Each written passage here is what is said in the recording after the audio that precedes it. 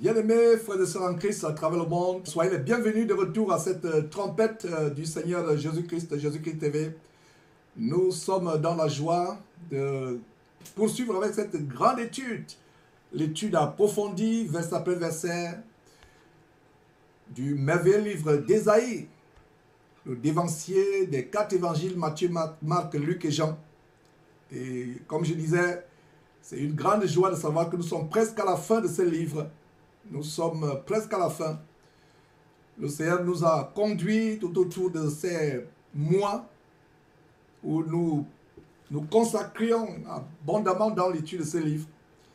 Alors nous allons donc reprendre avec l'étude de ce livre et comme je le disais aussi avant cette interruption, nous nous préoccupons d'abord des frères et sœurs qui sont affligés à travers le monde, qui sont persécutés, menacés de perdre leur boulot, d'autres même qui ont perdu leur boulot parce qu'ils sont forcés, obligés de prendre le venin du dragon. Vous savez de quoi je parle. C'est la raison pour laquelle on a fait 3 semaines sans faire ces études approfondies. Et d'ailleurs, demain, dimanche le 31 octobre, nous aurons encore une autre grande veillée pour les frères et sœurs qui ont perdu leur boulot, qui sont menacés, persécutés, tribulés pour avoir de manière radicale refusé de prendre le venin du dragon. Donc ce sera aux heures habituelles, je vais dire en milieu de journée, heure de Houston, 12h heure de Houston, midi, 19h heure de France, je crois 18h heure d'Afrique centrale, 17h heure d'Afrique de l'Ouest, 13h heure du Québec au Canada. Donc voilà mes frères, nous allons commencer véritablement l'étude des chapitres de ce jour, les chapitres 51, 60 et 61 par la grâce de Dieu. Mais avant quoi que ce soit, nous devons rendre grâce à Dieu. Et comme je vous ai toujours rappelé, mes frères et sœurs, la femme doit prier la tête voilée. L'homme doit prier n'ayant rien sur la tête. Vous pouvez lire cela dans la parole de Dieu, 1 Corinthiens chapitre 11, verset 3 à 16, donne ses recommandations. Ce n'est pas Georges qui a inventé ces choses, c'est la parole de Dieu, chapitre et verset, qui nous donne ses recommandations. Et Dieu aime l'obéissance à sa parole. Donc voilà mes frères, nous allons commencer. Je vous prie de vous joindre à nous. J'espère que nous avons le son, vous le suivez parfaitement. Parce que ce qui est plus important, mes frères et sœurs, c'est de savoir que nous avons le son. L'image peut être brouillée, ce n'est pas un problème, mais nous voulons nous assurer que nous avons le son.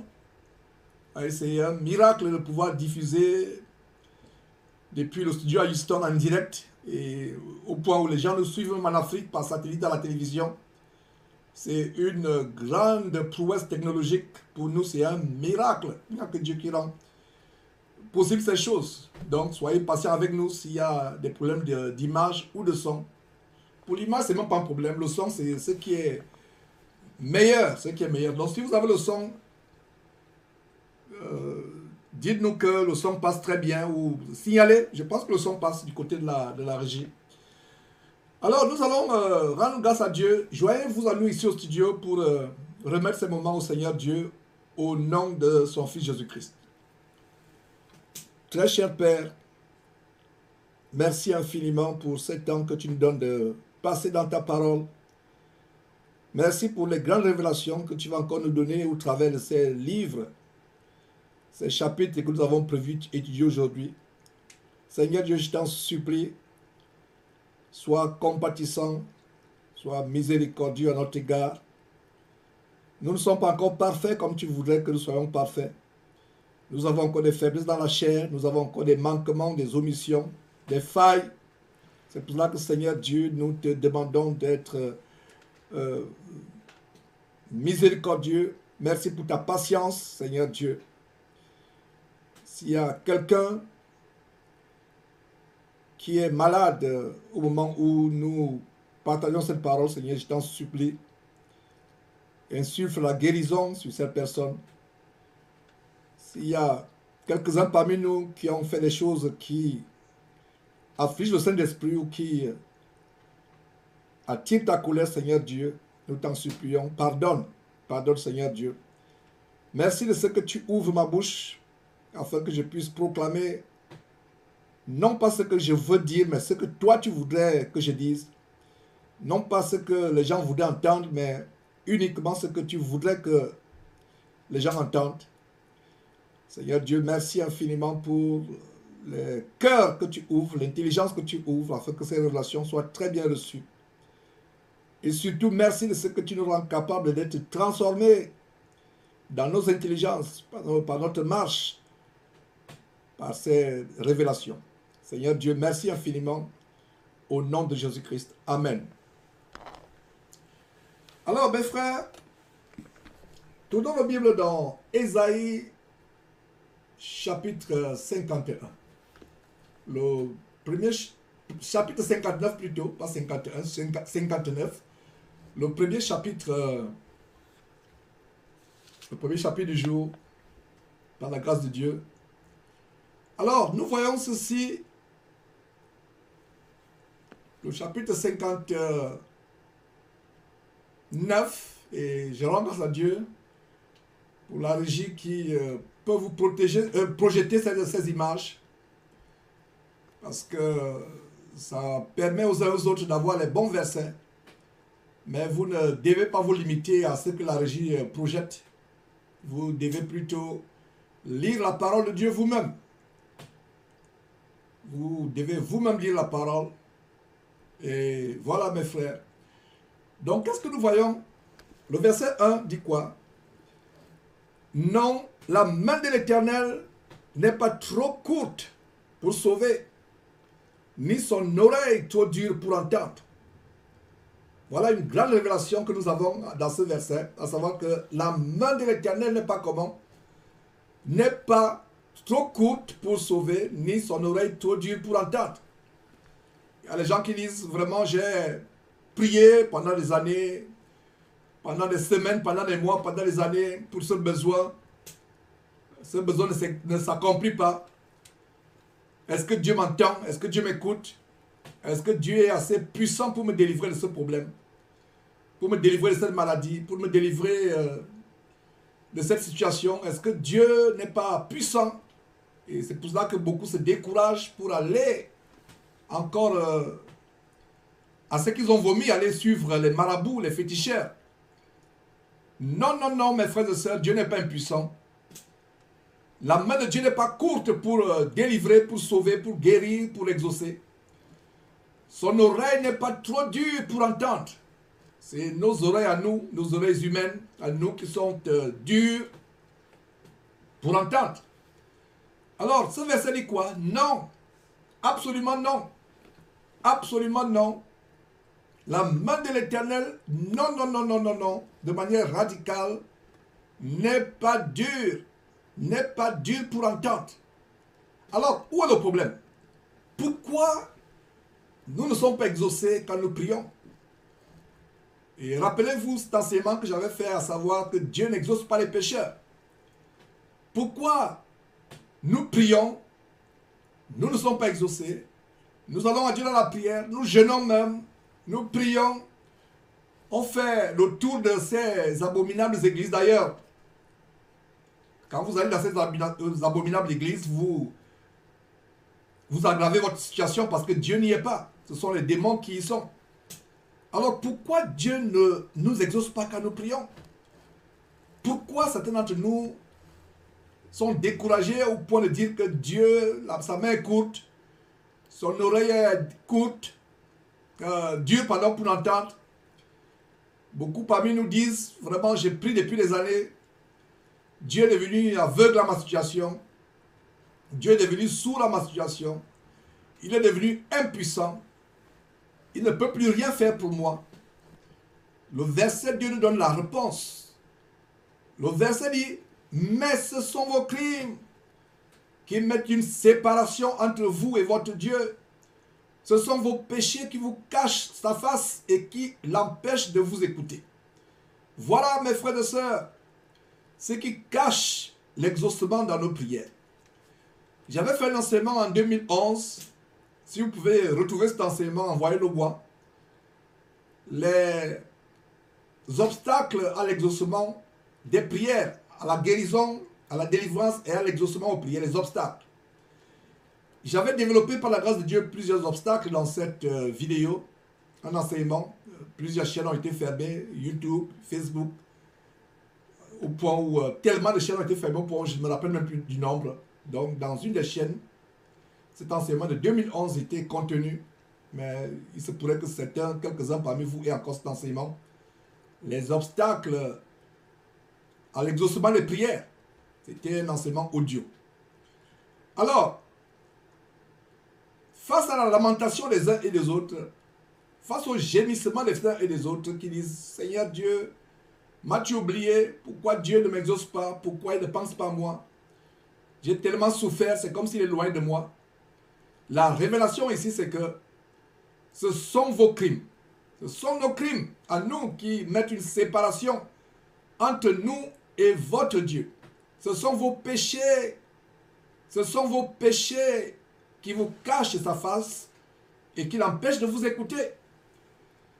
Si vous lisez la merveilleuse histoire de Daniel en Daniel chapitre 10, la Bible nous révèle en Daniel chapitre 10, vous pourrez lire vous-même, que dès que Daniel a eu, Daniel chapitre 10, dès que Daniel, le prophète Daniel a eu à cœur de prier l'Éternel, la réponse avait déjà été, la réponse, je veux dire que la prière est montée déjà vers le ciel.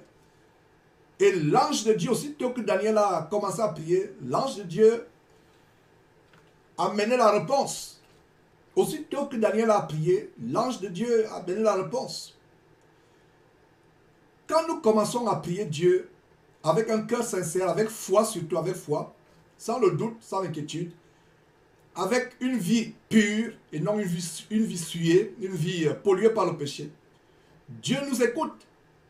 Voilà une grande révélation par laquelle nous commençons l'enseignement de ce jour, à savoir que non, la main de Dieu n'est pas comment?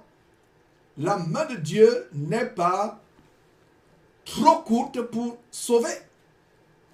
Lui qui a créé les cieux et la terre, regardez les merveilles de la terre, le monde, avec tout ce qu'il contient, les montagnes, les océans, les animaux, la beauté des étoiles du ciel, les astres, tout ce qu'il a créé. Vous pensez que ce grand Dieu infiniment grand ne peut pas nous sauver, ne peut pas nous délivrer, nous donner ce que nous voulons depuis des années, mes frères et sœurs. Il y a des obstacles à l'exaucement des prières. Nous voyons un de ces obstacles ici, verset 2. Ce sont vos crimes qui mettent une séparation entre vous et votre Dieu. Ce sont vos crimes. Ce sont nos crimes. Ce sont nos péchés qui nous cachent la face de l'Éternel et qui l'empêchent de faire quoi? De nous écouter. Voilà une grande révélation. C'est pour cela que mes frères et sœurs, la délivrance du péché, c'est quelque chose de tellement grand, de primordial. La délivrance du péché, c'est quelque chose de tellement grand, mes frères et sœurs. Le plus grand miracle dans la vie d'un chrétien, c'est la délivrance du péché. Beaucoup aiment les raccourcis anti-bibliques. C'est pour cela qu'ils vont chez les marabouts avec les écorces d'arbres, ou chez la nouvelle catégorie des marabouts avec les Bibles en main, les pasteurs vampires. Parce qu'on veut la facilité. On veut la facilité. La voie de la facilité nous amène à faire quoi? Aller voir les marabouts au village. Vous savez qu'il y a les chrétiens qui continuent à aller voir les marabouts au village, dans les cabanes. Même ceux qui sont dans les pays soi-disant occidentalisés, les pays soi-disant civilisés, autant pour moi, ils vont voir les gens pour leur dire la paume de la main, pour jeter les feuilles de tarot sur eux, pour faire balancer les pendules de divination devant eux. Des chrétiens. Pourquoi? Parce qu'ils ont perdu la foi. Ils se disent que je suis fatigué de prier Dieu, mais je n'ai pas de réponse. Avant de rechercher la réponse à ta prière, recherche d'abord à plaire à Dieu. Vouloir plaire à Dieu doit être la priorité de toutes nos priorités. Faire la volonté de Dieu doit être la priorité de toutes nos priorités. Ce n'est pas soigner notre vie, avoir une femme, une épouse, avoir un mari, avoir un travail, avoir une maison, avoir une voiture. Ce n'est pas ça notre priorité. Notre priorité doit être, mes frères et sœurs, plaire à Dieu. Faire la volonté de Dieu, lui être agréable. Nous devons suivre les traces du Seigneur Jésus-Christ qui est venu sur terre, non pas pour être riche, être roi. Cet évangile diabolique du royaume maintenant, rien maintenant. L'évangile de l'élévation personnelle, d'être grand, du leadership. Cet évangile de mort, de Castanou, Karambiri, Masolo Kinassi, contre lequel je suis en guerre, comme vous le savez. Cet évangile qui vous amène à soigner la chair, peu importe vos péchés. C'est un évangile de mort. Le vrai évangile nous montre que la première chose que nous recherchons d'abord, c'est quoi? C'est plaire à Dieu, plaire à Dieu, plaire à Dieu, faire sa volonté. Mes frères et sœurs, s'il vous plaît, la première chose que nous devons rechercher, c'est de plaire à Dieu de tout notre cœur, de nous éloigner de ce que Dieu est, d'aimer ce que Dieu aime, de détester, de haïr ce que Dieu déteste, ce que Dieu haït. Nous devons vivre pour plaire à Dieu, non pour plaire aux hommes. Nous devons vivre, même s'il faut que nous ayons toute notre famille à dos, tous nos collègues de travail à dos, que nous ayons toute notre famille contre nous, tous nos collègues contre nous, que nous ayons le monde entier contre nous, mes frères et sœurs. J'aimerais être du côté de Dieu seul, même si le monde entier m'abandonne. Notre priorité doit être, ce n'est pas d'être en bonne santé, d'avoir à manger, d'avoir un bon travail. Notre grande priorité, mes frères et sœurs, c'est de croire en Dieu, de lui être agréable, de faire sa volonté. Est-ce que Dieu voudrait que nous soyons en bonne santé? Bien sûr. Est-ce que Dieu voudrait que nous ayons à manger? Bien sûr. Si un enfant se préoccupe, est prêt à tout faire pour donner à manger, un vrai papa, une vraie maman, s'ils sont prêts à tout faire pour que leur enfant ait à manger, vous pensez que les papas et les mamans aiment leurs enfants plus que Dieu ne nous aime? Dieu nous aime, mais c'est nous qui bloquons la bénédiction de Dieu dans nos vies. J'ai toujours pris un exemple avec le parapluie. Imaginez-vous, mes frères et sœurs, je suis avec un de mes enfants, et Dieu sait l'amour que j'ai pour mes enfants. Alors, imaginez-vous, mes frères et sœurs, que j'ai un de mes enfants, et il se met à pleuvoir, j'ai un parapluie. Malgré tout l'amour que j'ai pour lui, si je lui dis, prends soin de ne pas sortir du parapluie, prends soin d'être toujours collé à moi, pour que tu ne te mouilles pas. Malgré tout l'amour que j'ai pour cet enfant, si cet enfant se dégage du parapluie, est-ce qu'il sera touché par les gouttes d'eau? Il sera touché, il sera mouillé. Malgré tout l'amour que j'ai. C'est le même principe avec Dieu. Dieu est puissant pour nous protéger. Dieu est puissant pour nous protéger, pour nous exaucer, pour nous délivrer, pour faire des grandes choses dans nos vies, pour apporter des grands miracles dans nos vies. Mais il y a quelque chose, mes frères et sœurs, qu'il faut comprendre.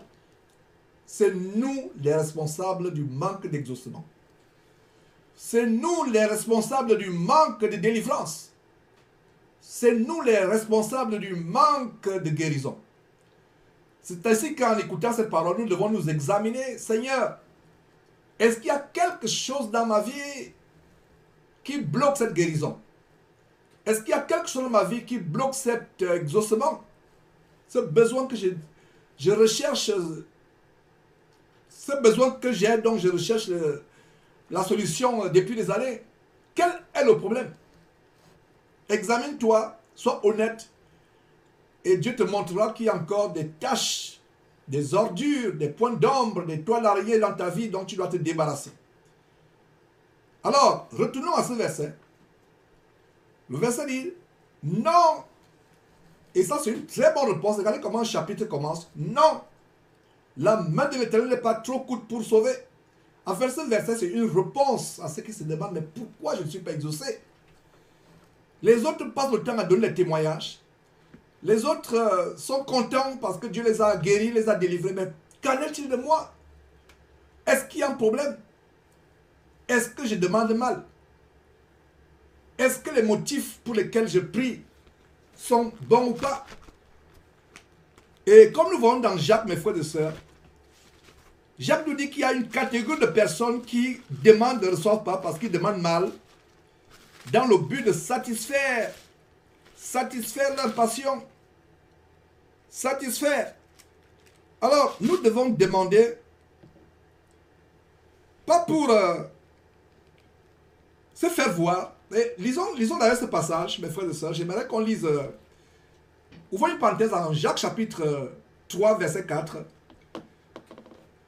Il y a beaucoup de choses qui bloquent l'exaucement à la prière. Mais nous commençons ce chapitre aujourd'hui en voyant la principale obstruction, le principal blocage aux prières, c'est nous-mêmes, nos péchés.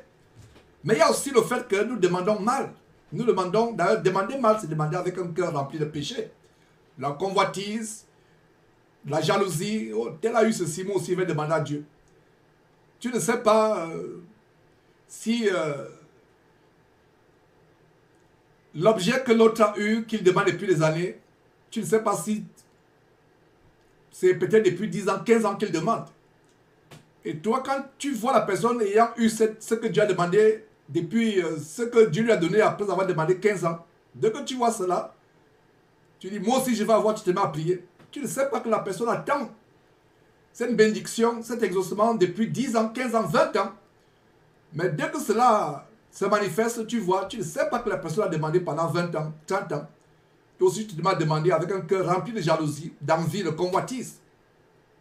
Alors, qu'est-ce que nous voyons? Jacques chapitre 4, mes frères et sœurs, à partir du verset 1.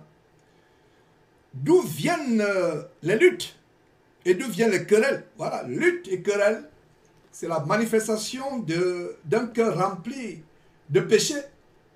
L'envie dans le cœur, l'esprit de querelle, les disputes dans le cœur, c'est toujours une vie de péché.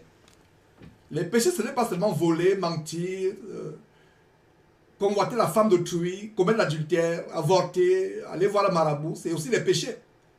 Et c'est des péchés graves. Mais il y a notre péché grave qui est envier, jalouser, avoir des querelles, avoir des disputes, emprisonner les gens dans votre cœur, c'est-à-dire refuser de leur pardonner. Alors, verset 1, Jacques chapitre 4, c'est une parenthèse que nous ouvrons. D'où viennent les luttes et d'où viennent les querelles parmi vous? N'est-ce pas de quoi? De vos passions. Un chrétien ne doit pas avoir des passions. De vos passions qui combattent dans vos membres. Vous convoitez, voilà, verset 2, vous convoitez la convoitise. La convoitise. D'ailleurs, la convoitise, c'est la résultante de l'amour du monde. Dans 1 Pierre chapitre 2, à partir du verset 15, il a dit, n'aimez pas le monde, les choses qui sont dans le monde. Si quelqu'un aime le monde, l'amour de Dieu n'est pas en lui. Les choses du monde, c'est quoi? La convoitise du cœur, la convoitise des yeux, l'orgueil de la vie. Votre cœur commence à convoiter ce que l'autre a. Vos yeux commencent à convoiter ce que l'autre a. Et si Dieu voit que vous demandez quelque chose avec la convoitise dans le cœur, il ne va pas vous exaucer. Et on ne peut pas se cacher devant Dieu. On ne peut pas se cacher devant Dieu. Ne vous y trompez point, mes frères et sœurs. Vous pouvez cacher votre cœur à un homme, à votre frère en Christ, à l'assemblée, mais vous ne pouvez pas cacher votre cœur à Dieu. Dieu connaît les tréfondeurs. Ça, c'est mon invention. Je ne sais pas si ce mot existe. C'est pour montrer quelque chose qui est plus profond que les profondeurs. Alors, Dieu connaît ce qui est au plus profond de ton âme, de ton cœur. Tu ne peux pas tromper Dieu. Tu peux tromper les hommes. Tu peux tromper l'église, tu peux tromper l'assemblée dans laquelle tu communies avec les frères et sœurs, mais tu ne peux pas tromper Dieu. Dieu sait les motifs pour lesquels tu demandes cette prière. Dieu sait les motifs pour lesquels tu pries. Si les motifs c'est pour te faire voir, pour la vanité, pour la concurrence, pour montrer que tu es meilleur que les autres, pour le m'as-tu vu, pour l'envie, parce que tu as envié un frère ou une soeur, tu as envié sa maison, sa voiture, tu as envie son travail. Dieu te donne un travail où tu balayes le sol dans un supermarché. Dieu sait pourquoi il t'a donné ce travail. Dieu sait pourquoi quelqu'un d'autre a un travail dans un bureau. Dieu sait pourquoi quelqu'un d'autre a un travail dans une plantation. Quelqu'un qui travaille dans le bureau, derrière un ordinateur à longueur de journée, toi qui es dans une plantation, tu commences à l'envier. Tu commences à prier, Dieu, il faut que moi aussi j'aille en ville.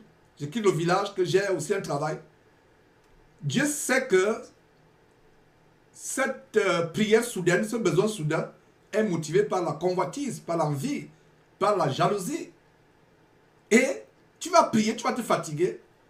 Tu n'auras pas d'exaucement. Et n'ayant pas d'exaucement, tu vas commencer à...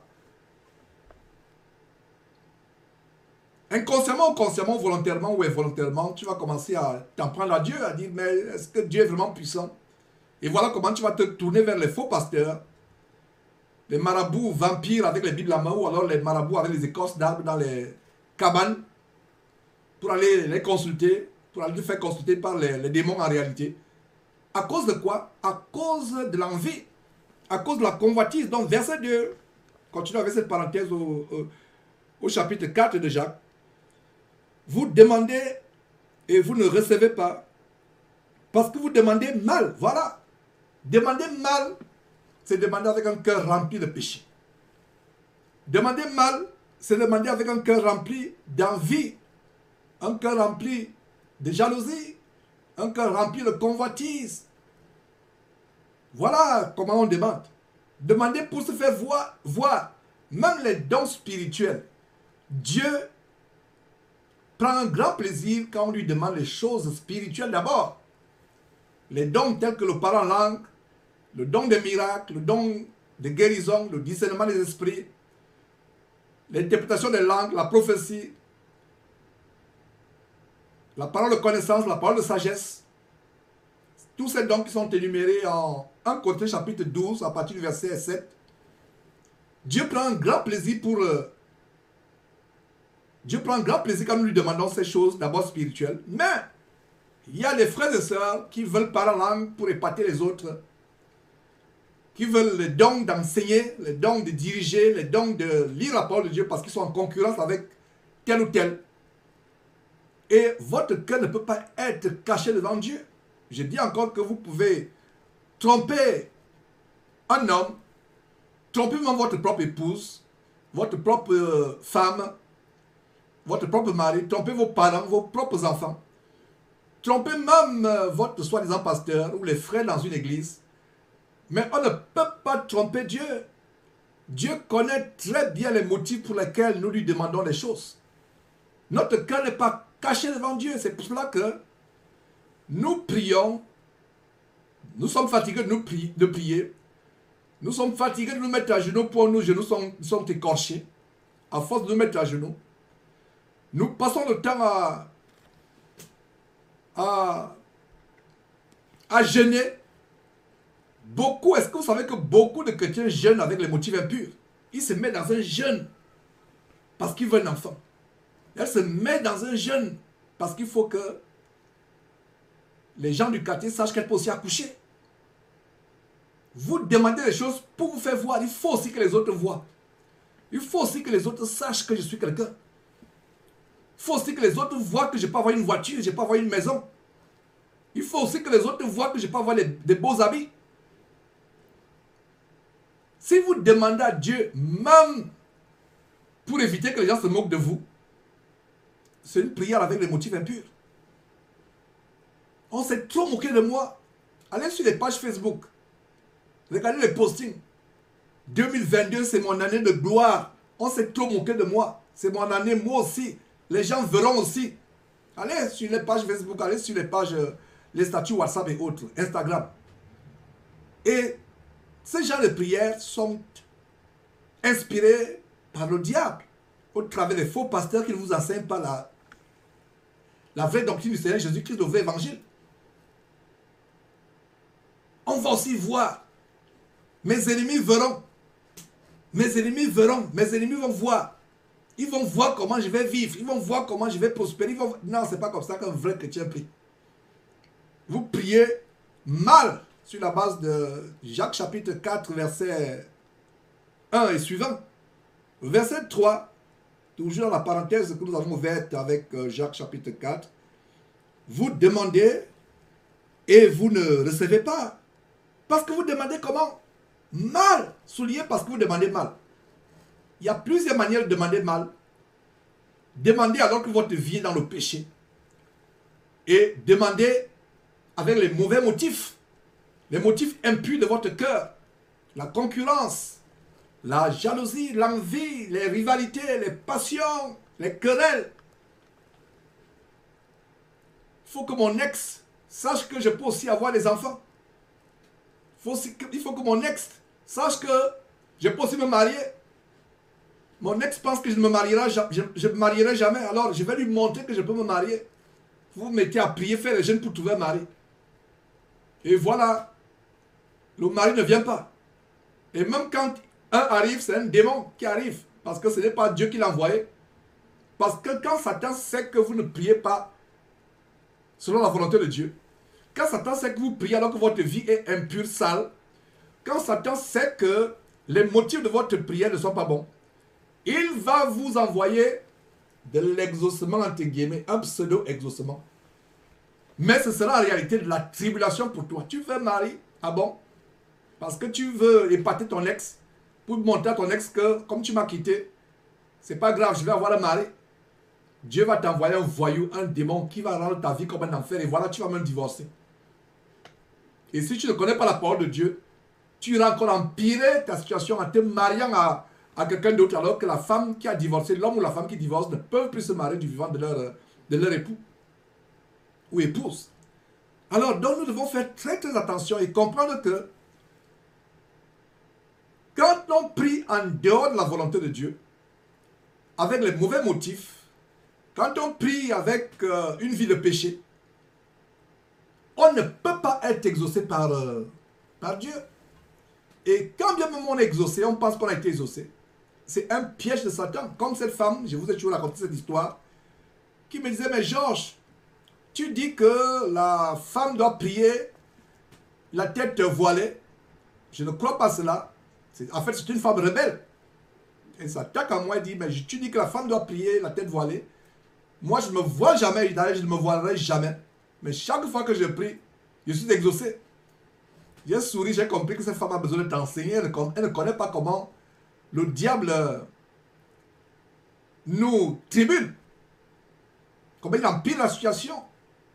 Allez lire Luc chapitre 4 ou Matthieu chapitre 4. Quand le diable tente notre Seigneur dans le désert, après que le Seigneur Jésus est passé 40 jours et 40 nuits sans manger, il le tente en lui disant quoi? Prosterne-toi et adore-moi, et je te donnerai cette chose, cette gloire, cette richesse de la terre. Et il dit, je donne à qui je veux. Voilà une grande révélation qui pourra aider les faux chrétiens ou les soi-disant chrétiens qui pensent qu'ils peuvent être dans le péché mais continuer à être exaucés. Voilà une grande révélation qui nous montre que Satan donne aussi. Vous pensez que c'est par hasard que les gens sont prêts à vendre leur âme pour entrer dans les sociétés secrètes avec la Rose-Croix, la franc-maçonnerie, le Rotary, le Rotaract, le Lions Club, la Jeune Chambre économique. Vous pensez que c'est par hasard que les gens vont dans les loges pour avoir un travail, pour faire lancer les affaires. Le diable donne. Mais comme nous voyons en Jean chapitre 10, verset 10, où la Bible l'appelle le voleur, c'est d'ailleurs le Seigneur Jésus-Christ qui le révèle, qui dévoile Satan. En Jean chapitre 10, verset 10, le voleur Satan ne vient que pour dérober, égorger et détruire. Voilà tout ce qu'il fait. Donc quand tu as soi-disant l'exaucement à ta prière, quand tu as soi-disant la réponse à ta prière, alors que ta vie est une vie embourbée dans le marécage du péché, alors que ta vie est une vie souillée, alors que tu pries avec les motifs impurs, ce n'est pas Dieu qui t'exauce, c'est Satan qui t'exauce pour te maintenir encore dans l'égarement. Alors, terminons avec cette parenthèse de Jacques chapitre 4, nous sommes au verset 3 toujours. Vous demandez et vous ne recevez pas, parce que vous demandez comment? Vous demandez mal, dans le but de satisfaire vos passions. Satisfaire les passions. Et dans passion, il y a quoi? L'envie, la jalousie, la convoitise, la concurrence. Même dans ces églises, il y a la concurrence entre les frères et sœurs. Nous avons expérimenté ça avec des frères et sœurs, même ici à Houston. Il y a la concurrence, il y a la jalousie. Tel a fait ceci, moi aussi je vais faire. Le ministère de tel est florissant, moi aussi il faut que mon ministère soit florissant. Mes frères et sœurs, on ne fait pas un ministère par concurrence. On ne prêche pas la parole de Dieu par concurrence. On ne fait pas les choses pour se faire voir. Il n'y a pas de concurrence dans ce que nous faisons. Même dans l'église du Seigneur Jésus-Christ, est-ce que vous savez qu'il y a la concurrence? Votre frère, j'ai expérimenté cela à plusieurs reprises. Et avec les larmes aux yeux. Et je me dis, oh, ces gens ne comprennent pas encore la parole de Dieu. Ça, c'est la manifestation de la chair. Tel a une chaîne YouTube, je veux aussi avoir une chaîne YouTube. Alors que Dieu ne t'a même pas appelé à enseigner. Est-ce que Dieu t'a dit que ton ministère, c'est forcément l'enseignement? Il y a des personnes qui sont tellement édifiantes quand il s'agit de coordonner les choses. Tout le monde va enseigner, tout le monde va être devant une caméra. Parce que l'autre est derrière une caméra. Il y a d'autres qui pensent même que on gagne l'argent en postant les vidéos. Moi aussi, je vais poster l'argent, je vais poster les vidéos, je vais gagner l'argent. Mon frère, tu veux gagner l'argent? Si tu es au village, prends une machette, commence à faire un champ. Si tu es en ville, cherche le travail. Tu vas gagner l'argent. Si tu veux avoir le meilleur boulot, gagner l'argent, si tu n'as pas de diplôme, va faire une formation. Si tu es aux États-Unis où on parle à l'école même à 60 ans, 70 ans, va faire une formation, tu vas gagner l'argent. Mais ne dis pas que tu vas commencer une chaîne YouTube pour gagner l'argent. Mes frères et sœurs, ne pense pas que tu vas faire des vidéos, commencer à enseigner, être un prédicateur, être pasteur, pour avoir de l'argent. Non, pas du tout. Fais comme moi. Un travail. J'ai mon boulot, mon épouse a son boulot. Ce n'est pas avec les vidéos sur YouTube. Ce n'est pas ça. Mes frères et sœurs, c'est avec ton travail. Travail. Et j'ai dit ça aux jeunes gens. Et aujourd'hui, tout le monde, c'est une parenthèse que j'ouvre en passant. Tout le monde va être influenceur aujourd'hui. Influenceur. Tout le monde va être influenceur. Oh, que les Makoso Kami et autres, et toutes ces femmes bordélisées qui sont sur YouTube là, que vous voyez, qui vendent les produits pour se blanchir la peau, sont devenus le modèle des personnes. Les jeunes ne veulent plus travailler. Les jeunes sont dans l'oisiveté, dans la paresse. Alors il faut être influenceur. Là c'est la paresse. Mon frère, tu veux gagner la vie, ta vie, tu veux gagner, avoir le boulot, avoir de l'argent, travaille. Pour nous chrétiens d'ailleurs, les vrais chrétiens, être riche n'est pas notre préoccupation. Avoir l'argent n'est pas notre préoccupation. Mais pour vous qui pensez que c'est avec l'évangile que vous allez gagner de l'argent, pas du tout. C'est pas possible. C'est les motifs impurs. Donc je disais qu'il y a beaucoup de jalousie. Il y a beaucoup de jalousie.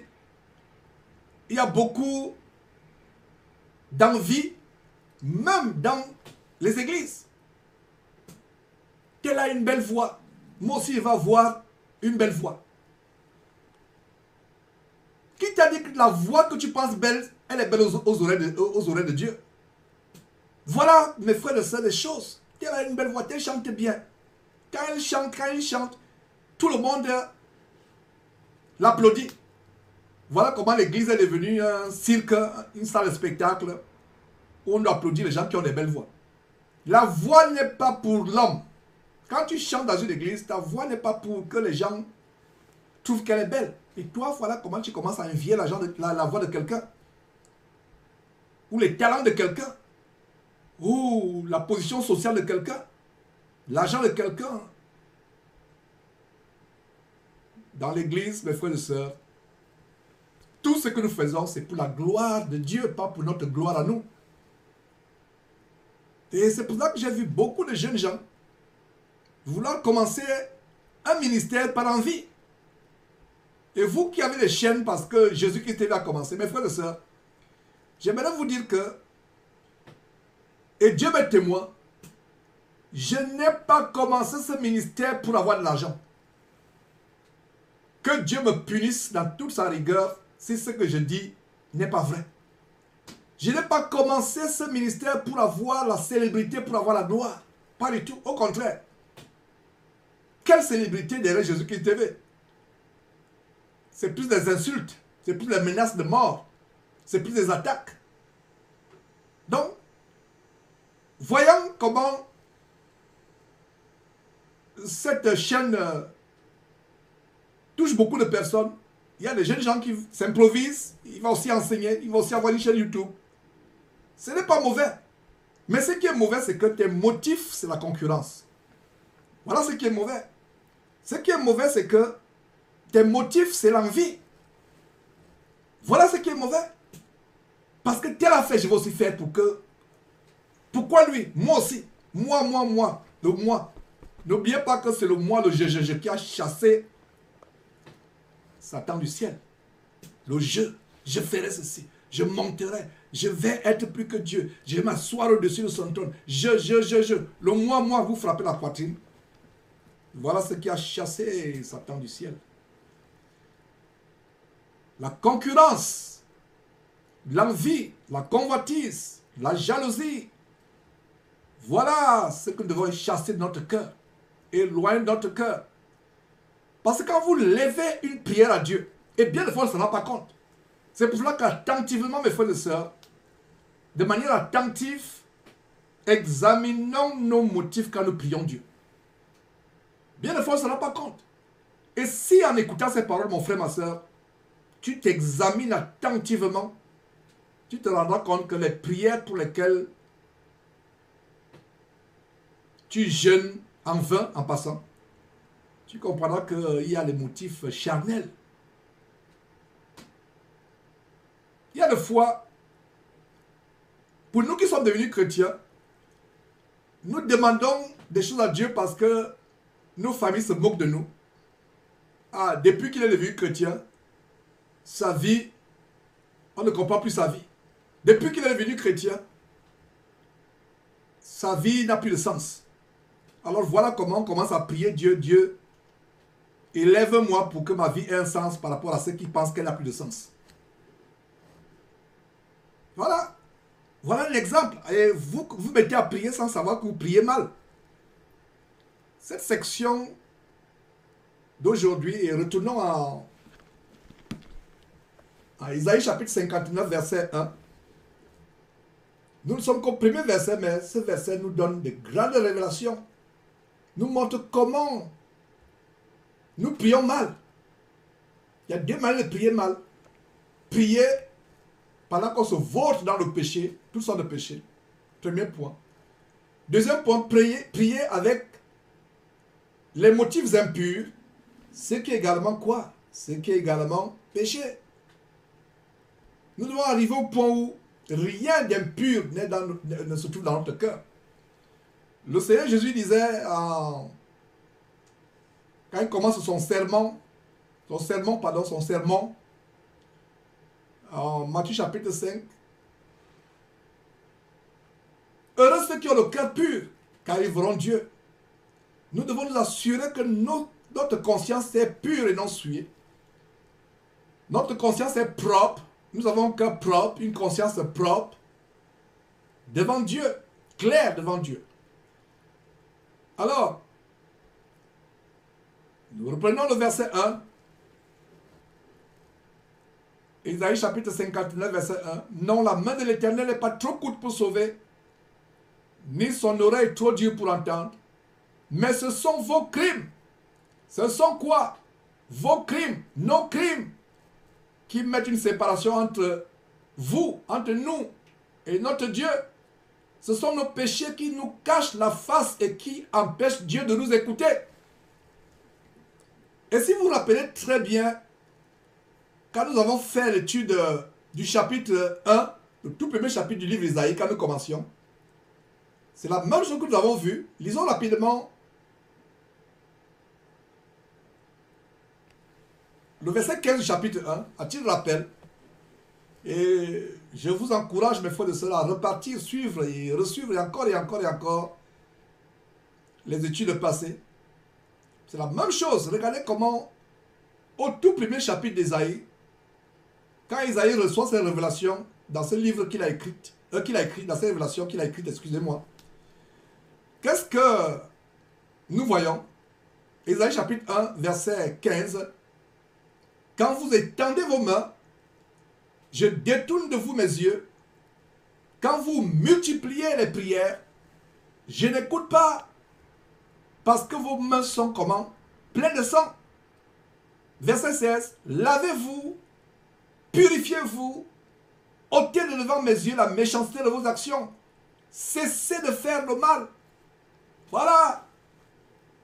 Voilà exactement ce qu'on voit en Isaïe chapitre 59. Que ce sont vos crimes, vos péchés qui éloignent la grâce de Dieu, l'exaucement, la délivrance, la protection de Dieu. Isaïe chapitre 1 verset 15. Quand vous étendez vos mains, je détourne de vous mes yeux. Regardez ces temples de mort, comme la vidéo où nous montrions comment, avant de monter sur l'estrade, faire son cirque, Castanou se dispute au fond de terre avec sa femme. Il se poupoune le visage avec toutes sortes de peintures en poudre. Avant de monter sur l'estrade, faire son cirque. Et après, il y a des femmes qui élèvent les mains avec les ongles de 10 cm comme les tigresses, avec toutes sortes de couleurs. Voilà les mains qu'on élève. Des mains remplies avec la fausseté. Les mains de fausseté, les mains qui ne plaisent pas à Dieu, les faux cheveux sur la tête. Regardez ce temple le dimanche. Et ces femmes aiment élever les mains, elles prient en élevant les mains. Elles ne se moquent pas de Dieu, elles se moquent d'elles-mêmes. Elle lève les mains pour qu'on voit bien comment elle a manicuré, comment elle a collé des faux ongles en plastique ou en caoutchouc à ses mains avec toutes sortes de couleurs. Elle lève les mains, elle ferme les yeux, elle lève les mains, elle pense qu'elle prie. Elle ne prie pas. Donc quand vous étendez les mains, donc ce n'est pas aujourd'hui que les gens étendent les mains alors que les mains sont impures, alors que ces mains doivent être cachées. On doit enlever ces faussetés, ces artifices, ces faux ongles, toutes ces peintures qu'on met sur ces faux ongles. On doit enlever cela, mais on étend cela. Et ça, c'est les mains souillées au sens propre. Il y a aussi les mots souillés au sens figuré. Les mots souillés par la masturbation, souillés par l'adultère, par le vol, etc. Et on va étendre ces mains dimanche matin dans leur temple de mort, les cultes pour soi-disant, où soi-disant ils prient. Donc quand vous multipliez, regardez le verset 15.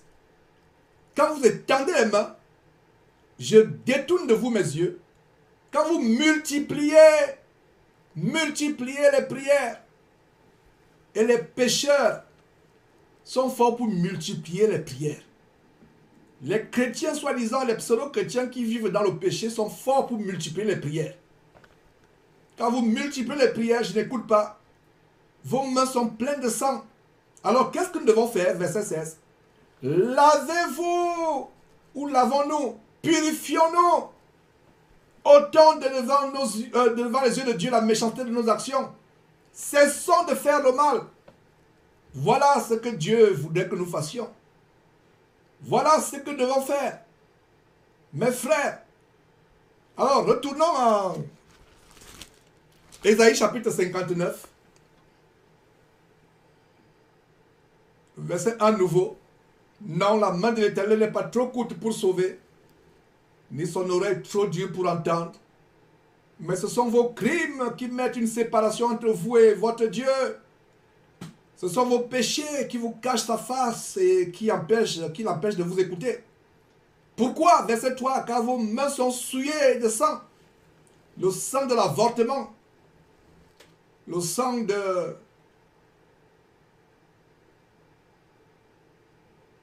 de tous les crimes que vous faites. Verset 3 nouveau, car vos mains sont souillées de sang et vos doigts de crime. Vos lèvres profèrent le mensonge. Votre langue fait entendre l'iniquité. Voilà. Dieu hait le mensonge. Dieu hait la langue mensongère. La Bible dit que le diable est le père du mensonge. Le diable est le père du mensonge. Faisons encore la démonstration que j'aime bien vous faire. Si Dieu nous dit que le diable est le père du mensonge, alors qu'est-ce que nous avons ici? Qui est le père? Le diable. Il est le père de qui? Il est le père du mensonge. Ça veut dire que le mensonge est qui vis-à-vis du diable? Le mensonge, c'est l'enfant. Pour ceux qui sont lents à comprendre, je reprends cette démonstration.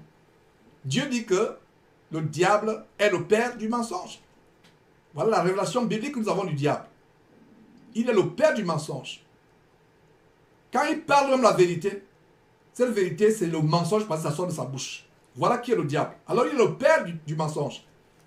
Il est le père. Le père de qui?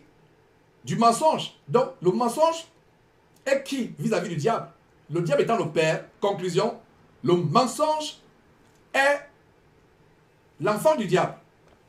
Donc nous avons le père qui est le diable. Nous avons le mensonge qui est l'enfant. Il y a quelque chose qui manque ici. Qu'est-ce qui manque? La mère. Où est la mère?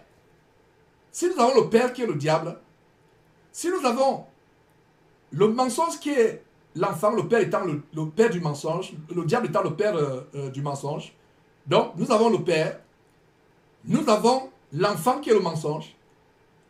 Qui est la mère avec qui le père, le diable a fait cet enfant? La réponse est évidente. Je crois que tu as déjà la réponse. Le père étant le diable, l'enfant étant le mensonge. Le diable s'est accouplé avec toi, mon frère, ma soeur, pour produire ce mensonge qui est l'enfant du diable. Donc, quand nous mentons, nous devenons la femme du diable. Qu'on soit homme ou femme. Voilà. C'est choquant, n'est-ce pas, mes frères et sœurs? Quand nous mentons, nous nous associons, nous nous accouplons au diable pour produire son enfant qui est le mensonge. Ce verset est terrifiant. Donc quand tu lisais ce verset, ça va que le diable, le père du mensonge, tu ne savais pas à quel point ce verset est traumatisant, terriblement traumatisant. Le diable étant le père du mensonge, le mensonge étant l'enfant du diable, avec qui le diable fait cet enfant. Le diable fait cet enfant avec toi qui ouvre ta bouche pour mentir. Toi qui fais de ta langue un instrument de mensonge. Voilà ce qui arrive, mes frères et sœurs. Dieu a en horreur le mensonge. Donc Dieu ne peut pas nous exaucer quand nos mains sont souillées de sang, d'abomination. Nos doigts ont des crimes. Nos lèvres professent le mensonge. Nous sommes au verset 3. Notre langue fait entendre l'iniquité. Et regarde le verset 4. Le verset 4 nous montre le monde dans lequel nous vivons, y compris dans les soi-disant assemblées chrétiennes. Nul ne se plaint avec justice. Nul ne se plaint avec justice. Nul ne plaide avec droiture. Ils s'appuient sur les choses vaines et disent des faussetés. Ils conçoivent le mal et enfantent le crime. Voilà. Ils conçoivent le mal et enfantent le crime. Voilà notre relation sur ce que je viens de vous dire. Le diable est le père du mal. Le diable est le père du mensonge et de tout péché. C'est lui le père. Alors, nous qui péchons, cela de nous qui pêchent, qu'est-ce que nous faisons quand nous péchons? La révélation ici, c'est que nous concevons le mal. Nous enfantons le mal, le crime. Nous, c'est nous qui enfantons. Donc, nous devenons la femme du diable. Que le diable a beaucoup de femmes, hommes ou femmes, parmi les chrétiens. J'espère que ces révélations vont nous secouer, vont vous secouer et vous amener à haïr le péché de tout votre cœur. Donc, tout le monde se plaint à l'injustice, tout le monde aime la voie opposée à la droiture et à la justice. Et regardez ce qui se passe au verset 5. Il couvre des œufs de basilic et il tisse des toiles d'araignée. Celui qui mange de leurs œufs meurt, et si l'on en brise un, il sort d'une vipère. C'est une très belle image qui montre comment, mes frères et sœurs, certains hommes, et parmi les chrétiens, et rappelez-vous qu'Ésaïe s'adresse au peuple de Dieu. Et nous, le peuple de Dieu, c'est l'Église aujourd'hui, le corps de Christ. Donc ce passage s'adresse à nous. Il y a certains parmi nous qui couvrent des œufs de basilic. Ils tissent des toiles d'araignée pour attraper, pour retirer les gens captifs. Éloigne-toi d'un tel frère. Éloigne-toi d'une telle sœur qui couvre les œufs de basilic, qui tisse des toiles d'araignée pour te retenir captif dans ces toiles d'araignée. Celui qui mange leurs œufs meurt. Et voilà comment il vous tue spirituellement. Et si l'on brise un de ces œufs, il en sort une vipère. Et les assemblées chrétiennes sont pleines de telles personnes. C'est pour cela que toi, mon frère, ma soeur, sors de ces assemblées. Éloigne-toi de tout frère, toute soeur qui peut être pour toi une pierre d'achoppement. Verset 6. Verset 6. Leurs toiles ne servent pour faire un vêtement et ils ne peuvent se couvrir de leur ouvrage. Leurs œuvres sont des œuvres d'iniquité et les actes de violence sont dans leurs mains. Voilà comment Dieu décrit ces soi-disant chrétiens qui devraient marcher dans la lumière, mais tout dans leur vie n'est que ténèbres. Verset 7. Leurs pieds courent au mal. Ils ont hâte de répandre le sang innocent. Leurs pensées sont des pensées d'iniquité. Le ravage et la ruine sont sur leur route. Si on a de telles pensées où tout ce qu'on a comme pensée, c'est les pensées de vengeance, les pensées de faire du mal aux gens, pourtant qu'ils sont en paix avec nous, les pensées de répandre le sang innocent, les pensées de blesser même avec notre langue, parce qu'on peut aussi répandre le sang innocent en blessant les gens avec votre langue. Nous devons nous repentir de ces choses, mes frères et sœurs. Verset 8. Ils ne connaissent pas le chemin de la paix. La Bible dit, autant que cela dépend de nous, soyons en paix avec tous les hommes. Mais il y a des hommes avec lesquels vous ne serez jamais en paix, y compris les frères et sœurs. Soi-disant. Mais en réalité, c'est les faux frères, les faux sœurs. Mais en ce qui vous concerne, essayez d'avoir la paix. Essayez d'obtenir la paix. Mais si après plusieurs tentatives, il n'y a jamais eu de paix, éloignez-vous de ce frère en Christ, entre guillemets, ou de cette sœur en Christ, entre guillemets. Même hors de l'église, si avec ce parent, tu veux tout faire, cette mère, ce père, ces enfants, chaque fois que tu vas leur rendre visite, c'est toujours là, les querelles, il serait mieux pour toi, mes frères et sœurs, de te mettre en retrait. Comme je l'ai dit, pour qu'il y ait une querelle, il faut deux personnes. Quand une personne se retient, il n'y a plus de querelle. Je connais des frères et sœurs qui ont des parents ou des enfants difficiles. Malgré tout ce qu'on veut faire pour avoir la paix n'est jamais là. Y compris les beaux-parents. Chaque fois qu'on veut faire la paix n'est jamais là. Vous faites un an sans leur rendre visite. Vous dites, ok, je vais leur rendre visite aujourd'hui. Dès que vous franchissez la porte, même avant de franchir la porte, dès que vous cognez à la porte, vous sonnez, la personne sort avec la bagarre. Avec un bâton, une machette pour bagarrer. Voilà. Qu'est-ce qu'on peut bien faire? Mais autant que cela dépend de nous, soyons en paix. Mais il y a des gens, comme le verset 8 dit, ils ne connaissent point. Ils ne connaissent pas le chemin de la paix. Il n'y a point de justice dans leur voie. Ils prennent des sentiers détournés. Quiconque y marche ne connaît point la paix. Donc, le sentier du péché ne vous apportera jamais la paix. Les voies détournées, les raccourcis anti-bibliques, les voies de la chair ne vous donneront jamais de paix. Jamais, jamais, jamais. Verset 9. C'est pourquoi l'arrêt de délivrance est loin de nous. L'arrêt de délivrance, l'arrêt c'est un décret. Est-ce que vous savez que depuis le ciel, quand vous êtes dans un problème, dans une situation, Dieu décrète la délivrance depuis le ciel. Il décrète un arrêt ministériel, un arrêt présidentiel ou ministériel. C'est comme un décret présidentiel. C'est un arrêt, c'est une ordonnance, c'est comme une ordonnance municipale. Donc Dieu, quand nous commençons à prier avec foi, ayant une vie qui est agréable à Dieu, ayant une conscience pure, Dieu ordonne un arrêt pour la délivrance, pour la guérison. Il y a un arrêt, il y a un décret, il y a une ordonnance divine. Mais que dit le verset 9? L'arrêt de délivrance est éloigné de nous. Pourquoi? À cause de ce qu'on vient de lire depuis le verset 2 de ce chapitre. Et le salut ne nous atteint pas. Le salut de Dieu doit atteindre ceux qui sont agréables à Dieu. Mais si le salut ne t'atteint pas, c'est qu'il y a un problème. Donc, plaise à Dieu que les exhortations de ce jour nous amènent chacun de nous à nous examiner. Il y a eu beaucoup qui se refroidissent dans leur marche. Certains retournent à ceux qui ont vomi. Parce que ils prient, ils ne voient pas d'issue. Ils ne voient pas la lumière au bout du tunnel. Voilà ce qui se passe.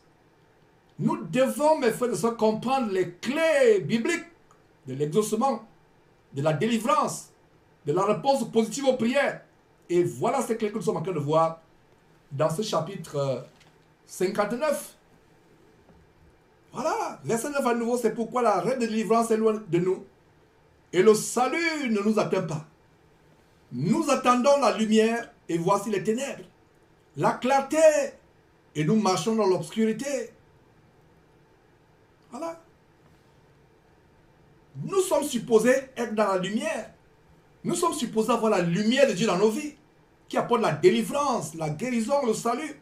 Mais voici nos vies sont des vies de ténèbres. Pourquoi? À cause de tout ce qu'on vient de lire depuis le verset 2 jusqu'à ce verset 9. Nous voulons la lumière, mais nous sommes dans les ténèbres. Nous voulons la clarté, mais nous sommes toujours dans ce long tunnel plein d'obscurité. Comment veux-tu la lumière de Dieu pour éclairer ta vie alors que toi, ta vie est une vie de ténèbres, de péché, l'amour du péché? Tu hais le bien, tu aimes le mal, mais tu veux la lumière de Dieu dans ta vie. Tu marches dans les ténèbres, mais tu attends que la lumière de Dieu soit dans ta vie. Tu aimes tout ce qui est obscur, ténébreux, mais tu veux que la clarté, la lumière de Dieu brille dans ta vie. C'est pas possible. C'est pas possible, verset 10.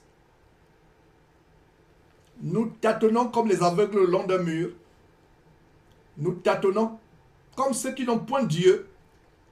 Nous chancelons à midi comme de nuit. Regardez, midi, comme actuellement, à Houston, nous sommes à milieu de journée presque. C'est un très beau soleil dehors. Mais imaginez-vous qu'en plein midi, c'est comme si vous étiez dans les ténèbres. Voilà ce qui se passe spirituellement dans la vie de la plupart des chrétiens, la plupart d'entre nous.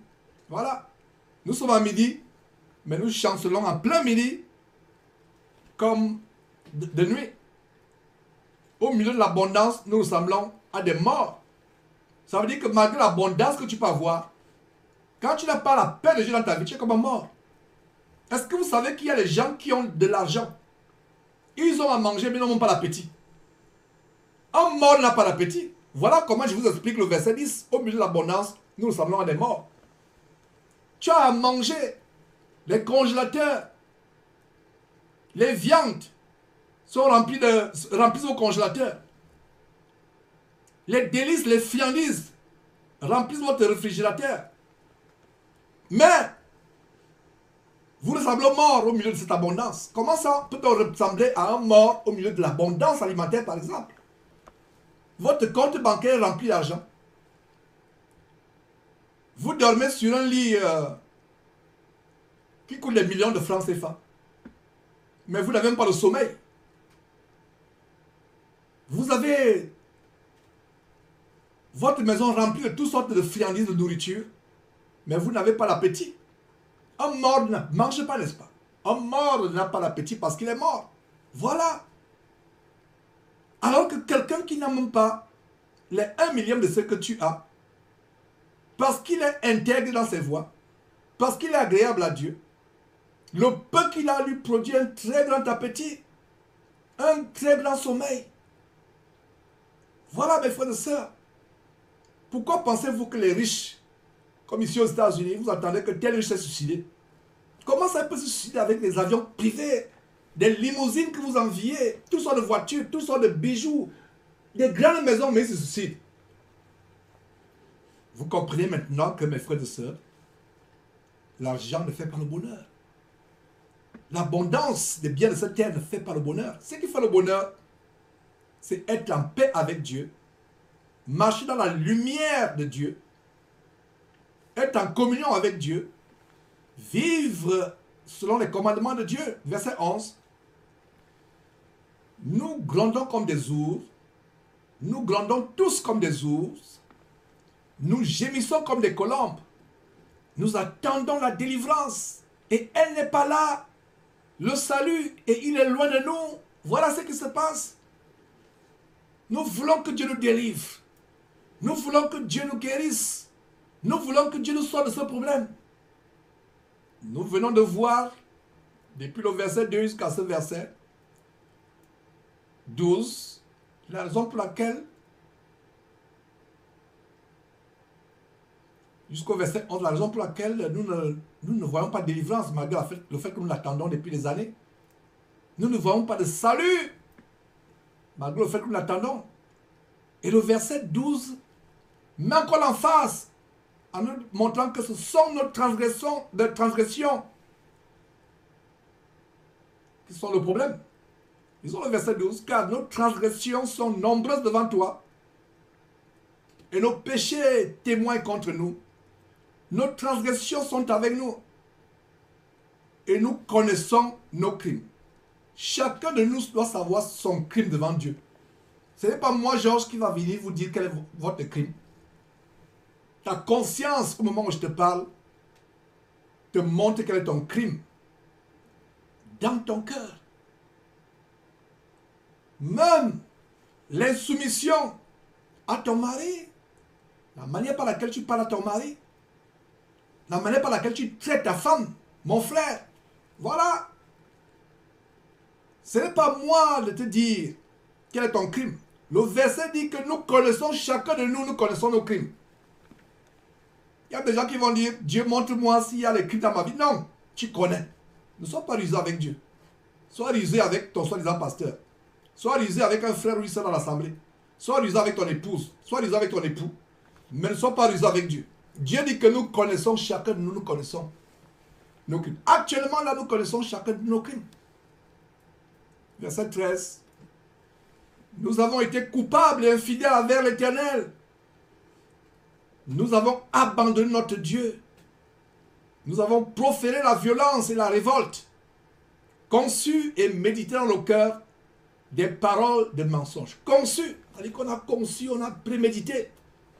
Même dans les tribunaux humains, dans la justice humaine, dans le domaine judiciaire, les crimes avec préméditation sont des crimes qui sont punis sévèrement.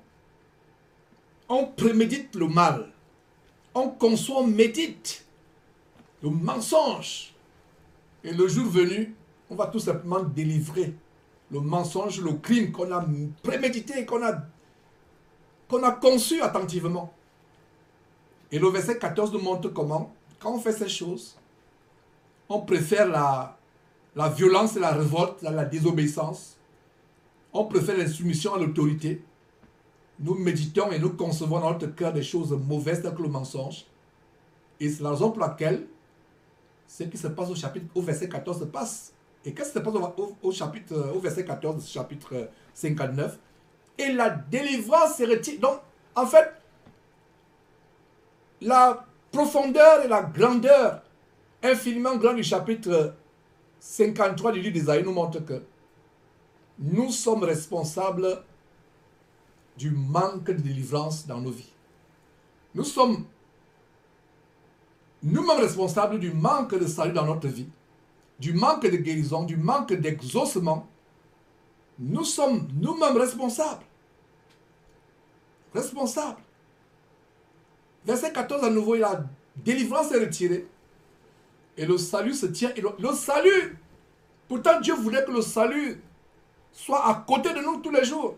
Dieu voudrait que la délivrance soit dans nos maisons, dans nos demeures. Mais la délivrance se retire de nos vies, de nos maisons. Le salut se tient éloigné. Pourquoi? Car la vérité trébuche sur la place publique et la droiture ne peut approcher. Regardez, la vérité trébuche. Et le verset 15 va même plus loin en disant que la vérité a disparu. Tu veux la délivrance de Dieu dans ta vie, mon frère, ma soeur, mais tu hais la vérité. Quand on commence à te prêcher ce genre d'évangile, ah, vous nous jugez. Toi, Georges, tu penses que tu es meilleur que qui? Tu penses que tu es Dieu, tu penses que tu es un saint, tu penses que tu ne pêches pas. Voilà les conséquences. Les gens veulent seulement le bien de Dieu. Les gens veulent la délivrance, les choses matérielles, mais ne veulent pas la délivrance du péché. Ils n'aiment pas la vérité, ils aiment le mensonge. C'est pour cela que dans 2 Thessaloniciens, chapitre 2, verset 11 et suivant, lisez cela, notez et vous allez plus tard, 2 Timothée, pas 2 Timothée, 2 Thessaloniciens, 2 Thessaloniciens au chapitre 2, à partir du verset 11 et 12, il est dit dans ce passage que Dieu leur envoie une puissance d'égarement. Puissance d'égarement parce qu'ils ont aimé le mensonge et refusé la vérité. Verset 15, nous sommes toujours dans Ésaïe chapitre 59. La vérité a disparu. Et celui qui s'éloigne du mal est dépouillé. Voilà. L'Éternel voit d'un regard indigné qu'il n'y a plus de droiture. Regardez. Quand Dieu balade les regards dans toutes ces assemblées, dans la chrétienté aujourd'hui, Dieu cherche et c'est en vain qu'il trouve un homme, une femme, droit ou droite. Regarde le verset 15. L'Éternel voit le regard indigné, l'indignation dans le regard de Dieu. Parce qu'il n'y a plus de droiture, il n'y a plus d'hommes droits, il n'y a plus de femmes honnêtes, il n'y a plus d'hommes et de femmes aimant la vérité, détestant le mensonge, détestant la fausseté, ayant l'amour de Dieu, ayant la crainte de Dieu. Dieu recherche ce genre de personnes, il ne voit plus. Il ne voit pas. Verset 16. Dieu continue. Il a dit que Dieu, on continue le verset, il voit qu'il n'y a pas un homme, il n'y a plus d'homme. Il s'étonne de ce que personne n'intercède. Alors son bras lui vient en aide et sa justice lui sert d'appui. Il n'y a plus de véritables serviteurs, de véritables prédicateurs. Dieu regarde, il voit. C'est avec indignation qu'il constate qu'il n'y a plus de droiture. Tous aiment le mensonge, tous aiment le péché. Il n'y a plus d'hommes. Il voit qu'il n'y a pas un homme. Dieu voudrait qu'il y ait des hommes. Pourquoi Dieu dit qu'il n'y a pas un homme? C'est l'homme qui enseigne la parole de Dieu, pas la femme. C'est l'homme qui a un ministère d'autorité et non pas la femme. C'est pour ça qu'aujourd'hui, vous voyez ces femmes qui se lèvent là, qui commencent à dénoncer. Toi, ma soeur, si tu as une chaîne de dénonciation, la femme ne dénonce pas. Ferme ta chaîne. D'autres, comme elles savent qu'on ne doit pas, elles ne peuvent pas enseigner, mais elle a une chaîne où elle dénonce. Ferme cette chaîne, sœur. La dénonciation, c'est en quelque sorte l'enseignement. Jésus dénonçait. Dans le livre Matthieu chapitre 23, tu vas voir que Jésus dénonçait les pharisiens. Jusqu'à dénoncer leur manière de s'habiller. Le fait qu'ils avaient les premières places. La femme ne dénonce pas. La femme n'enseigne pas. Elle prend autorité, elle n'a pas ministère. C'est pour ça que ce verset dit que Dieu voit qu'il n'y a pas un homme. Dieu n'a pas dit qu'il n'y a pas un homme ou une femme. Dieu voit qu'il n'y a pas un homme. Voilà l'explication de ce verset 16, de ce bout de verset au verset 16. Il n'y a pas un homme. Parce que Dieu s'attend à ce que l'homme enseigne. L'homme dénonce les œuvres des ténèbres. L'homme s'occupe d'un ministère. Il s'étonne de ce que personne n'intercède. Alors son bras lui vient en aide et sa justice lui sert d'appui. Verset 17. Il se revêt de la justice comme d'une cuirasse et il met sur sa tête le casque du salut. Il prend la vengeance pour vêtement et il se couvre de la jalousie comme d'un manteau. Verset 18, il rendra à chacun selon ses œuvres. La fureur à ses adversaires, la pareille à ses ennemis, il rendra la pareille aux îles. Même aux îles. Regardez comment, à cause des hommes, Dieu punit même la créature. Dieu punit les autres créatures, telles que les îles. Verset 18 à nouveau, Dieu nous montre comment il va rendre à chacun selon ses œuvres. Soit ce que tu as fait en bien, soit ce que tu as fait comme mal. Verset 19 dit ceci. On craindra le nom de l'Éternel depuis l'Occident. Depuis un certain temps, on vous montre les faux pasteurs qui meurent. Un jeune qui s'improvise faux pasteur meurt pendant qu'il est en train de soi-disant baptiser.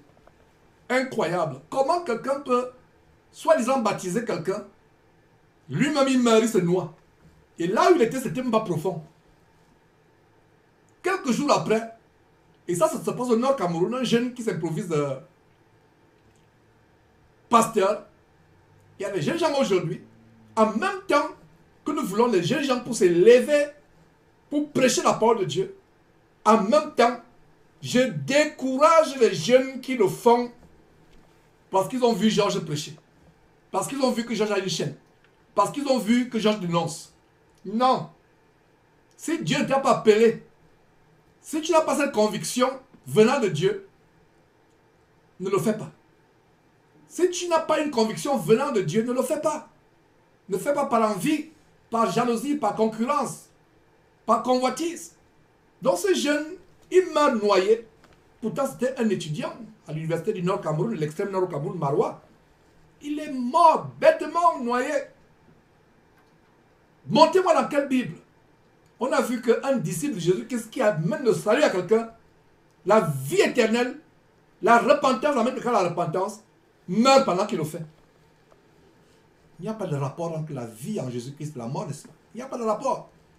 Quelques jours après, on montre maintenant du côté du Congo un faux pasteur qui a que le prêcher devant les paniers, les gros paniers alignés devant lui. Les gros paniers alignés devant lui. Il tombe subitement, il meurt. Des paniers de dîmes, gros paniers, posés, 3 ou 4 paniers devant lui, alignés devant lui. Il a que le prêcher. Il est tombé sur le champ, il est mort. Et les moutons envoûtés dans la salle commencent à crier Jésus, Jésus, commencent à intercéder. Voilà ce qui se passe dans ces camps de mort. Pourquoi j'ouvre cette parenthèse avec ces décès? La crainte du nom de l'Éternel va s'installer à nouveau. On ne s'amuse pas avec Dieu. Verset 19, on craindra le nom de l'Éternel. On craindra, ça veut dire qu'au temps où Esaïe écrivait, les gens blaguaient avec Dieu. Regardez Camille Makosso qui peut venir chiffonner le nom de Dieu en public. On va craindre le nom de Dieu. Si ces gens ne se repentent pas, ils vont savoir qu'on ne s'amuse pas avec le nom de Dieu. Beaucoup de pasteurs que nous dénonçons sont morts. Kalechi de Tchalesoba qui carrément vient dire que c'est moi qui blasphème contre le Saint-Esprit. Et quelqu'un fait un commentaire que j'ai trouvé ayant de bon sens. Tu disais que Georges blasphème contre le Saint-Esprit. Mais c'est toi qui as été frappé. Il a été frappé lors d'une veillée. En pleine veillée, si vous ne le savez pas, Tchalesoba est mort. En pleine veillée. Il n'était pas encore sorti de son église épicerie. Il avait une veillée avec ses assistants escrocs. Il est mort sur le champ. Voilà quelqu'un, les gens qui blasphèment le nom de Dieu, qui utilisent le nom de Dieu pour voler, pour escroquer. Il a été frappé. La crainte de Dieu va s'installer dans notre génération. Comme au temps d'Ésaïe, au temps où Ésaïe écrit ce verset que je suis en train de vous partager, il n'y avait plus de crainte de Dieu. Et Ésaïe prophétise en disant, on craindra le nom de l'Éternel depuis l'Occident et sa gloire depuis le soleil levant. Quand l'ennemi viendra comme un fleuve, l'Esprit de l'Éternel le mettra en fuite. Donc il y a 2 grandes vérités dans ce verset. Première grande vérité, c'est que le monde entier va expérimenter la crainte de Dieu. Et ce que Jésus-Christ TV montre depuis des mois, même depuis des années, plusieurs pasteurs que j'ai dénoncés depuis cette trompette, derrière cette trompette, ont été frappés de mort un à un. Qu'en est-il de Miles Moro qui meurt là sur l'avion privé, qui s'est échoué sur un tel immondice? Voilà comment sa maison volante est devenue un tel immondice. Il était en route, quelque part au Bahamas, pour escroquer les gens. Un séminaire franc-maçonnique, un séminaire de franc-maçon. Des doctrines franc-maçonniques qu'il devait enseigner aux gens. L'entrée à 375 $ par personne. 375 $.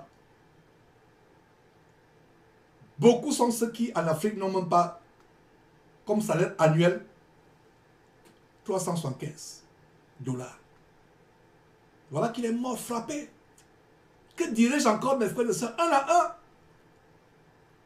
J'aurais pensé que ça porterait la crainte à d'autres pasteurs qui sont morts par la suite. Non! La mort de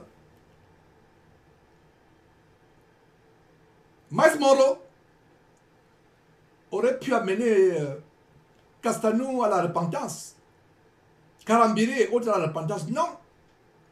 La mort de Miles Moro aurait pu amener Gaëtan Piebi, qui était parti l'idolâtrer, se prosterner devant lui en Afrique du Sud, à la repentance. Non! Au lieu qu'il se repente, ils me calomnient, ils me tournent en dérision, ils me mettent en chanson dans leur temple. Et voilà Gaëtan Piebi qui aussi, lui, est mort il y a quelques mois. Qui a suivi son maître et parent franc-maçonnique, Miles Moro, dans le séjour des morts, en route vers l'enfer. La crainte de Dieu va s'installer dans notre génération. À qui le tour, mes frères et sœurs? Toi, faux pasteur qui écoute ces paroles, repens-toi. Cesse de vendre l'évangile de Jésus-Christ. Cesse d'escroquer les gens en utilisant la Bible. Ferme ces étals. Renverse ces étals où tu vends toutes sortes de brochures. Cesse de vendre les choses de Dieu.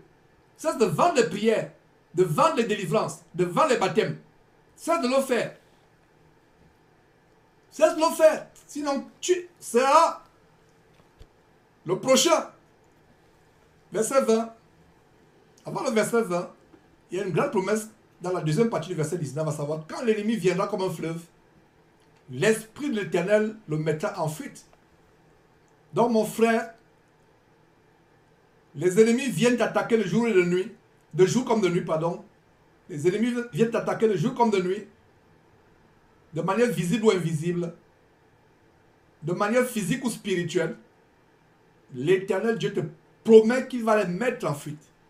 Sois sans crainte, mais ta préoccupation doit être de plaire à Dieu en t'éloignant du péché pour pouvoir jouir de la protection, de la délivrance et du salut de Dieu. Le verset 20 annonce la venue du Seigneur Jésus-Christ. Je vous ai dit encore et encore et encore que le livre d'Ésaïe, c'est l'un des 5 évangiles de la Bible et le dévancier, l'ancêtre des 4 évangiles du Nouveau Testament, Matthieu, Marc, Luc et Jean.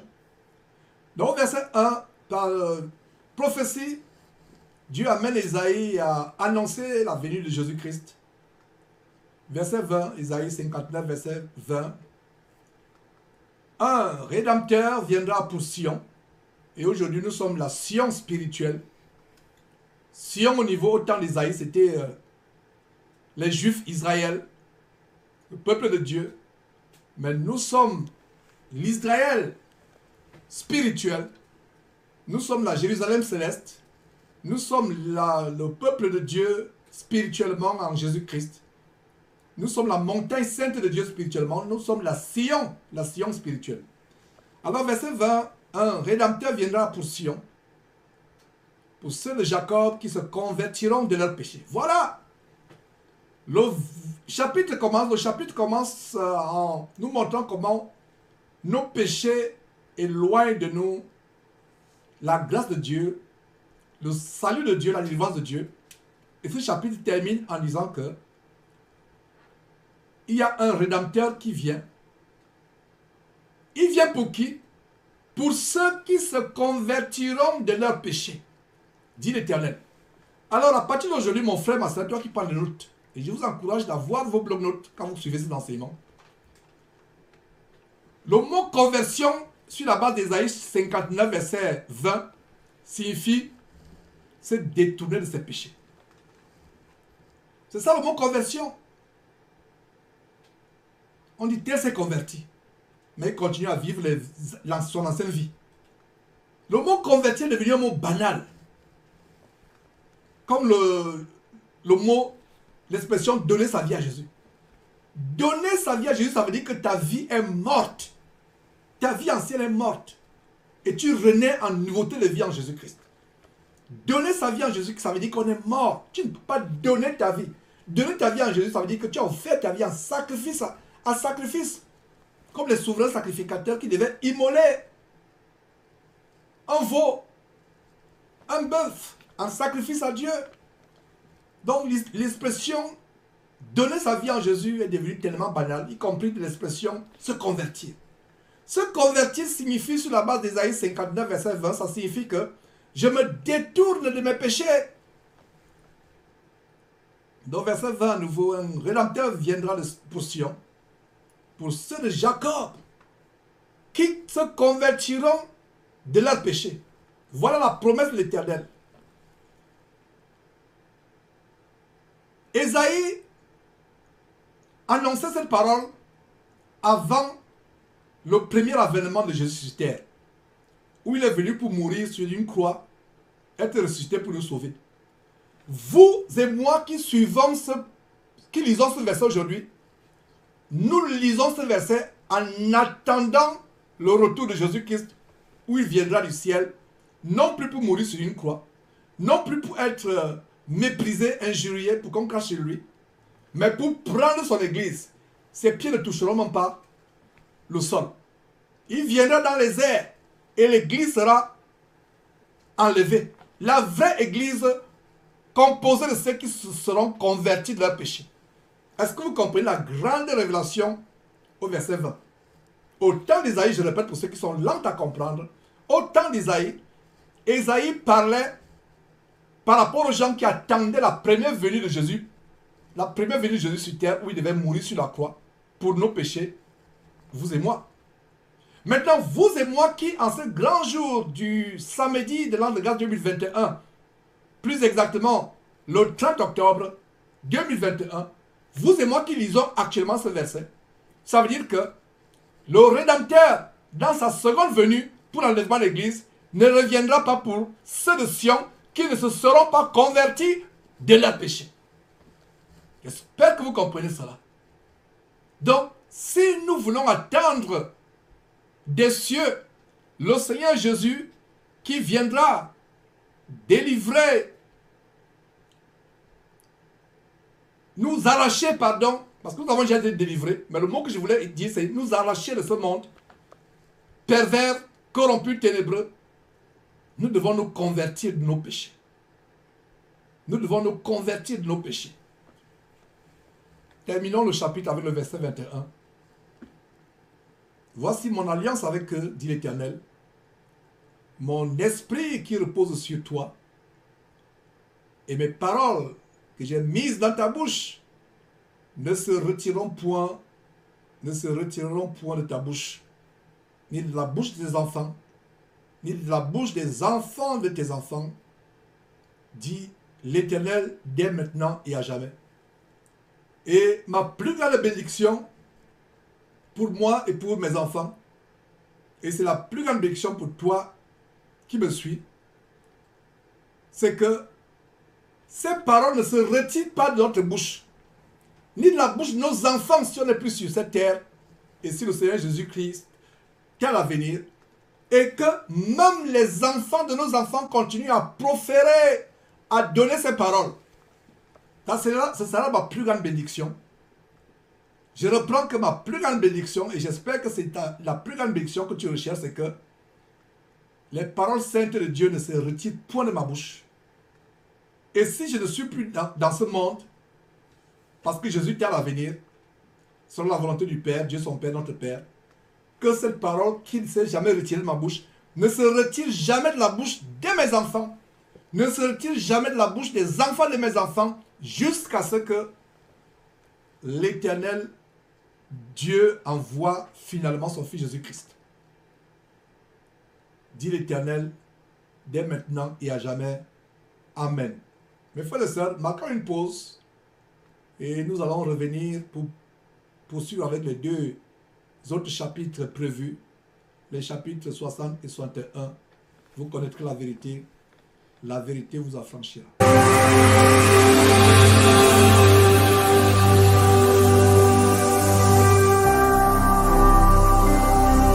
Jésus-Christ TV, vous connaîtrez la vérité et la vérité vous affranchira.